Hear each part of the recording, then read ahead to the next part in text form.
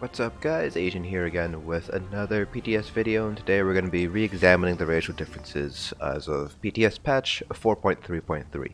So in this patch we are updating our racial comparisons. The last one I did was in 4.3.0, so there have been 3 PTS patches since that video has come out, and they have made a couple of adjustments to the racial passes, most noticeably that the Khajiits no longer have 8% spell and weapon crit, they now have 10% additional crit damage, so that might kind of rebalance things a little bit in terms of racial balance. So I did a couple of tests on different races on 2 different classes. I did one on a Nightblade to represent a crit class, then I did one on a Stam DK to represent a non-crit class.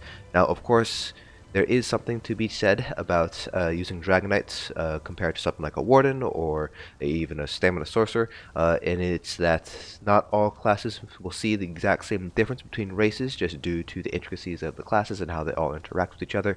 However, it should still be a very good metric to kind of compare things against. These results should still be relatively equivalent across the different classes. It's just we have to keep in mind that there are a couple of nuances between each individual class out there. So for each test, before we go ahead and into the numbers, all I did was really change out the race. So all gear, all CPs, all skills, all rotations, as much as I could, remained pretty much equivalent across all of our tests. So for gear, I just used 2-piece Velidreth, 5-piece Relequen on the body, and then 5-piece Advanced Yokeda on the front bar. I always had 3 Bloodthirsty Jewels, always 3 weapon damage enchants. Nern and Infused were my traits of choice for my front bar. I had Poisoned on my Nern, Absorb Stamina on my Infused. Now I used the Maelstrom Bow and fused the weapon damage enchant.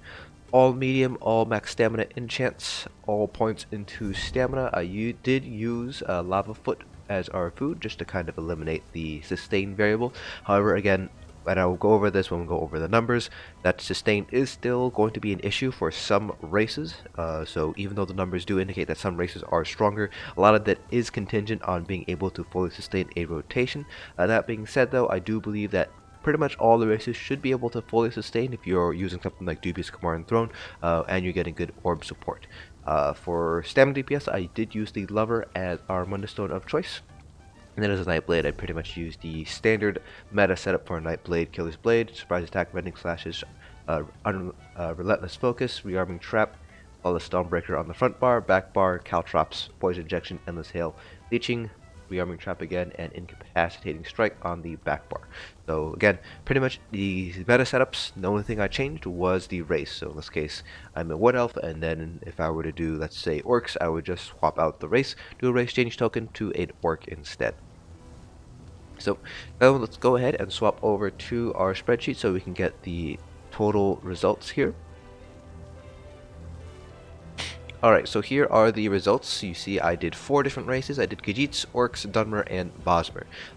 These are pretty much going to be your options. There are also Redguards, however I do believe Bosmers have a stronger regen passive compared to Redguards, and the only difference between Redguards and Bosmer is that additional regen. So Bosmers pretty much are going to be the exact stand-in for Redguards. There might be some variation here and there just because of the variation of parses and crit RNG and things like that, but Bosmer results can also be used as Redguard results as well. Then obviously we have Khajiits for the 10% crit damage. Orcs have that weapon damage and 2000 additional max stam. Dunmer also have 258 additional weapon damage, but they have slightly lower max stam, so we should have expected Dunmer to be slightly lower than the Orc as a result. He also did not include Imperials just because the Imperial passives, while they do get some max stam, they aren't really going to be as good for DPS compared to Dunmer, Orcs, and the Khajiits. They're pretty much going to be a little bit, probably closer to Bosmer in terms of DPS, just with a much worse sustain overall. So in terms of our overall results, for Nightblades, Orcs were the highest, 54.4k as our average. Dunmer was the second highest with 54.2k. Khajiits, as expected, came in the third, 53k, and then Bosmer, because they don't have any sort of additional kind of damage boost aside from max stam, are 52.2k on average. So here are the percentage differences. So Orcs did 2.7% better than Khajiits, Dunmer 2.3% better than Khajiits, and Khajiits did better than the Bosmer / Redguards by 1.5%. The largest difference was between the Bosmer and the Orcs here at 4.1%. So pretty much all the races are within that 4% DPS difference, which is actually fairly close together. Our absolute difference was a little bit more than 2k, so this will increase obviously in raid DPS up to maybe like 4k or so, 4 or 5k. So in terms of absolute difference in DPS, it is going to be noticeable, but in terms of relative difference, noticeable as well, but not quite as significant as what people are making it out to seem.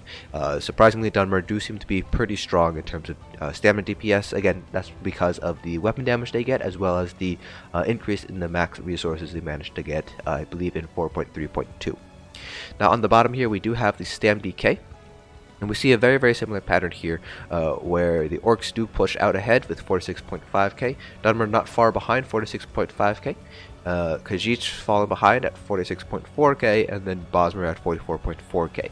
Now I do believe that the Khajiits are doing better here because Stam DKs have lower crit damage, and they also have a lower crit chance. Stam Nightblades do have a slightly higher crit chance due to some assassination passives going on, so the crit damage might be playing a little bit of a stronger role here for Stam DKs. Again, this is where the kind of individual differences between classes do start to stand out a little bit here.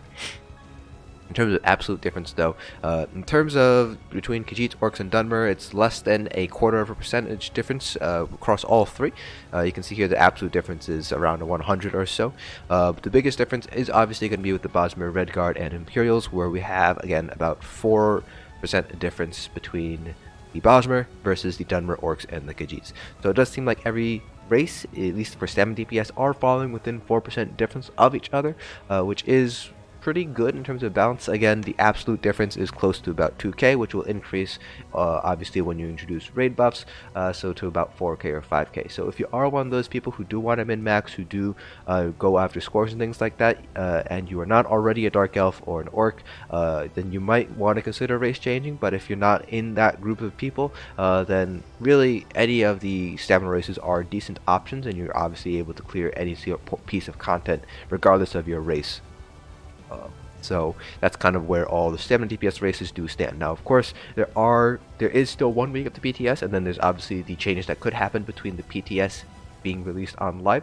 So there's 2 weeks of potential patch note changes where this could change a little bit. However, in terms of the percentage differences between the different races, I don't anticipate seeing any sort of larger differences.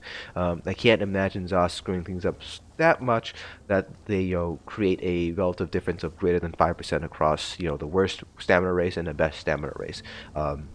So I do believe that hopefully these are the final changes, but again, can't necessarily be sure. There have been a lot of changes that have been happening over this past PTS.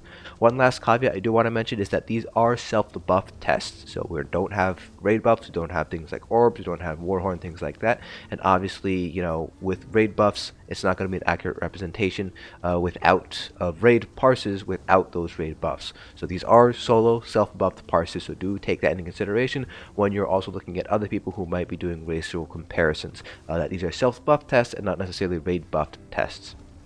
So that's pretty much it for this video. Hopefully you guys found this informative. If you guys have any sort of questions, please feel free to leave them down in the comment section below.